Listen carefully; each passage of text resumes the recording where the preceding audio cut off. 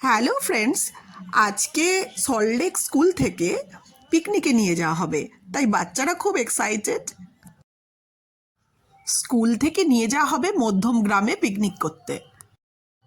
এই দেখো আমার ছেলে রেয়াংশু কতটা খুশি পিকনিকে যেতে পারছে বলে। ওর তো সারা রাত ঘুমই হয়নি প্রায়, ওর যেতে পারবে বলে। আর কিছুক্ষণের মধ্যেই বাস ছাড়বে, তাই দাঁড়িয়ে দাঁড়িয়ে ভিডিও করছিলাম। প্রতি বছরই এই পিকনিকের দিনটা খুব ভালো করে এনজয় করে আমার ছেলে। তাই দেখো আজকে কতটা ওর মুখে হাসি ঝরে পড়ছে, যেতে পারছে বলে পিকনিকে। বাসে একবার উঠে গেলে আর বাইরে থেকে খুঁজে পাওয়া যায় না যে কোথায় বসেছে। যদিও স্কুলের টিচাররাই ডিসাইড করে বাচ্চারা কোথায় বসবে, ওদের খুব ভালো গাইডেন্সে নিয়ে যাওয়া হয়।